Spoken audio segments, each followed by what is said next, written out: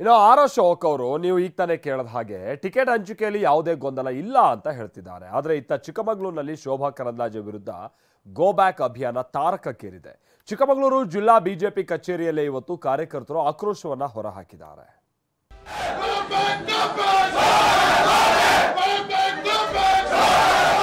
Shobha go back.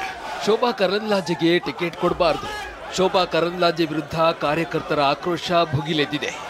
Chikkamagaluru, Udupi ಬಿಜೆಪಿಯಲ್ಲಿ ಶೋಭಾ ಕರಂದ್ಲಾಜೆ ವಿರುದ್ಧ go back ಅಭಿಯಾನ ನಡೀತಾ ಇದ್ದು, ಇವತ್ತು ಜಿಲ್ಲಾ ಬಿಜೆಪಿ ಕಚೇರಿಯಲ್ಲಿ ದೊಡ್ಡ ಹೈಡ್ರಾಮವೇ ನಡೆಯಿತು.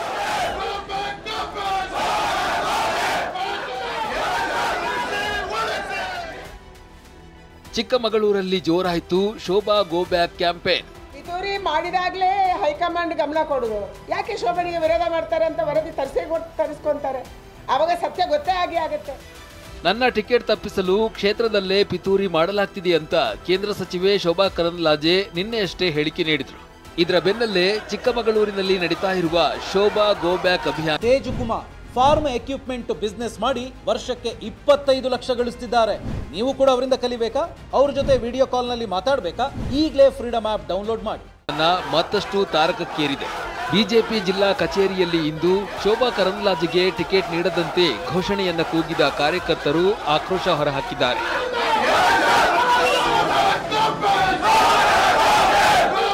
ಹೀಗೆ ಮಾಜಿ ಸಚಿವ ಆರಗ ಜ್ಞಾನೇಂದ್ರ, ಮಾಜಿ ಎಂಎಲ್ಸಿ ಭಾನುಪ್ರಕಾಶ್ ಎದುರೇ ಕಿಡಿಕಾರಿದ್ದಾರೆ. ಗದ್ದಲದ ನಡುವೆ ಮಾತನಾಡಿದ ಮಾಜಿ ಸಚಿವ ಆರಗ ಜ್ಞಾನೇಂದ್ರ, ನಿಮ್ಮ ಸಲಹೆಯನ್ನ ಸ್ವೀಕರಿಸಿದ್ದೇವೆ. ನಿಮ್ಮೆಲ್ಲರ ಧ್ವನಿಯನ್ನ ಹೈಕಮಾಂಡ್ಗೆ ಮುಟ್ಟಿಸೋದಾಗಿ ಭರವಸೆ ನೀಡಿದ್ದಾರೆ.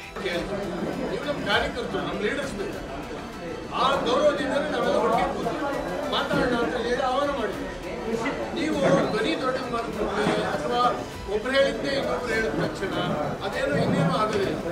ನಮ್ಮ ಗಮನಕ್ಕೆ ಏನು ನೀವು ತರಬೇಕು ತಂದಿದ್ದೀರಿ ಈಗ ಅಲ್ವಾ? ನಾವೇನು ಡಿಸಿಷನ್ ತಗೊಳ್ಳೋಂಥದ್ದು ನಾವು ಡಿಸಿಷನ್ ತಗೊಳ್ಳೋದು ನಾವು ಯಾರನ್ನ ನೋಡ್ಬೋದು ನಿಮ್ಗೆ ಗೊತ್ತಿದೆ. ನಿಮ್ಮ ಧ್ವನಿಯನ್ನ, ನಿಮ್ಮ ಭಾವನೆಗಳನ್ನ ಯಾರಿಗೆ ತಲುಪಿಸ್ಬೇಕು ಅವರಿಗೆ ಪ್ರಾಮಾಣಿಕವಾಗಿ ತಲುಪಿಸ್ಬೇಕು. ಇನ್ನು ಸಭೆಯ ಹೊರಗೆ ಚಿಕ್ಕಮಗಳೂರು ಟಿಕೆಟ್ ಬಗ್ಗೆ ಮಾತನಾಡಿದ ಆರಗ ಜ್ಞಾನೇಂದ್ರ, ಯಾರಿಗೆ ಟಿಕೆಟ್ ಫೈನಲ್ ಆಗಿದೆ ಅಂತ ಹೇಳೋದು ಕಷ್ಟ. ಯಾಕಂದ್ರೆ ಆಕಾಂಕ್ಷಿಗಳ ಪಟ್ಟಿಯಲ್ಲಿ ಸಿಟಿ ರವಿ ಹೆಸರು ಇದೆ ಎಂದಿದ್ದಾರೆ. ನಾನು ಹೇಳಲಿಕ್ಕಂತೂ ಏನು ಬರೋದಿಲ್ಲ. ಅಪೇಕ್ಷಿತ ಪಟ್ಟಿಯಲ್ಲಿ ಅವರು ಕೂಡ ಇದ್ದಾರೆ. ಅವರು ಅಪೇಕ್ಷೆ ಪಟ್ಟಿದ್ದಾರೆ ಏನು ಅಂತ ಗೊತ್ತಿಲ್ಲ ನನಗೆ. ಇನ್ನು ಸೋಷಿಯಲ್ ಮೀಡಿಯಾದಲ್ಲೂ ಶುರುವಾಗಿರುವ ಶೋಭಾ ವಿರುದ್ಧ ಅಭಿಯಾನ ತಾರಕಕ್ಕೇರಿದೆ. ಪ್ರತಾಪ್ ಸಿಂಹಗೆ ಕೊಡದೇ ಇದ್ರೆ ಶೋಭಾ ಕರಂದ್ಲಾಜೆಗೂ ಕೊಡಬೇಡಿ, ಕೊಟ್ರೆ ಶೋಭಾ ಸೋಲಿಸುವುದೇ ನಮ್ಮ ಗುರಿ ಅಂತ ಪೋಸ್ಟ್ ಮಾಡಲಾಗಿದೆ.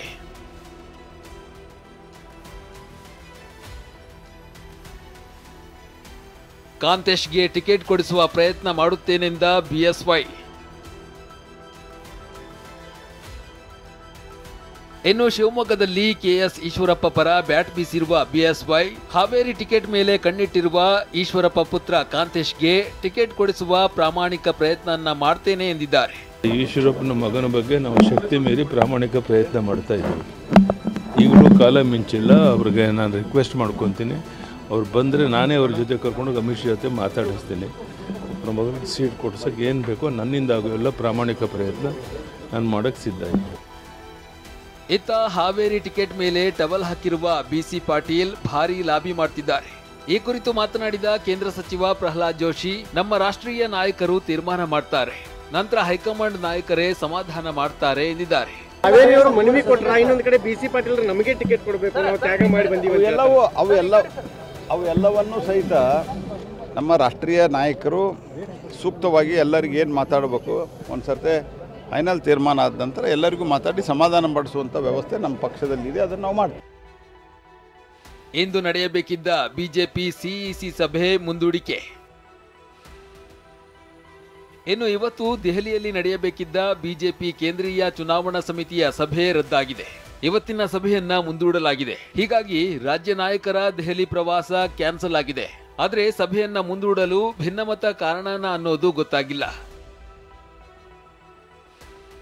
Bureau report, TV9.